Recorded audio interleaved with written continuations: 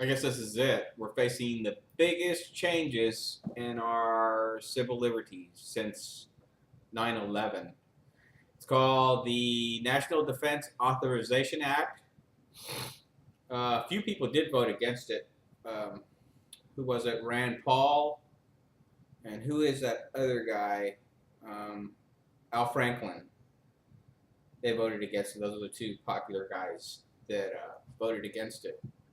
But it's going to be a big change. And so what I don't understand is in 2008, the Supreme Court ruled on that. The detainees at Gitmo have rights. This is before all the mumbo jumbo about Americans being locked up. And let me see. Explain what it entails. Passed by the Senate, which would place domestic terror investigations and interrogations into the hands of the military. Wow, that means essentially means that they could come pick you up at your house and turn you over to the military, which would open the door for a free trial, indefinite detention of anyone, including American citizens, so long as the government calls them terrorists. Boy, she wouldn't want to be at the wrong place at the wrong time and accused of that. Obviously, they're worried about domestic terrorists, and they want us to be afraid of them. Um, a lot. I got a lot of heat on Facebook from a lot of people by suggesting that people caught on the battlefield in Afghanistan and that were sent to Gitmo had rights and should not be held indefinitely, and that they should have rights to the court system. Caught a lot of heat for that. I was trying to explain to people that, yeah, they're testing the water. They're trying to see if they can take some people's rights away so that they can later on move to our rights. I've always believed that all people have rights. It doesn't matter if they're Americans or not. Everyone on this planet has rights. And if they pick up a 16-year-old defending his on the battlefield in Afghanistan, defending his own sovereignty, I don't know if that falls to the level of terrorism, because I think that had a lot to do with the 2008 Supreme Court ruling that determined that detainees did have rights. And I'm saying that from a unique perspective because I have a son that just finished his first tour in Afghanistan.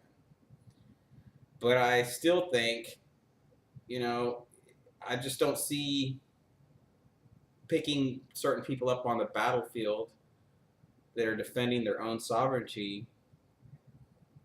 Whatever, if they can find them guilty of something pretty horrendous, that's fine, but send them through the court system. See what you have on them. What is our government afraid of? That they don't have enough evidence? But here we are, and see, that's another thing that I kind of forgot what I learned from government in college, my government classes in college. But I thought the Supreme Court was the law of the land. But obviously, Congress can come up with an act to kind of override that, because that's the path we're heading. We're going down a very slippery slope, and just wait till somebody makes a huge explosion that dwarfs what happened during 9/11. We'll all be potential enemy combatants, and there's no telling what that could lead to. Life is going to get really weird as this country becomes a more dangerous place to live in. I'm really spooked about that. Let me see what else am I reading about this. There was an amendment that would limit military detentions to people captured overseas, and that failed. And I would even be against that. So I guess I'm not going to sit here and read a bunch of stuff, but since it looks like Obama's going to veto this, the man who was the legal scholar in 2008, I thought, oh, great. Now we're going to make sure that there's someone in there that protects our rights. And he was talking about closing Gitmo. He didn't do that. He was talking about ending the wars. Well, he's doing basically what Bush had already planned to do. And he expanded the war into Pakistan and made some other decisions about Libya that I didn't really necessarily approve of. It's all about oil anyway, that war. So we don't have no choice. It looks like all the Republican candidates, well, except for Ron Paul, are on the same page on this issue.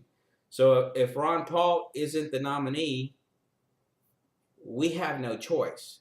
This is going to be thrown down our throats, which really offends me because the day that Obama signs this veto is the day I do not support him at all.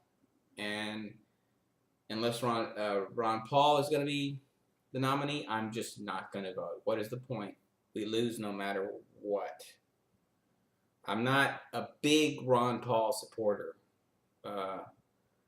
but on some of the more important issues, I'm with him all the way. So if it was Ron Paul versus Obama, I would, assuming that Obama vetoes this, I would definitely vote Ron Paul. And I hope most of you guys feel the same way, because I'm getting tired of this crap. See you guys later.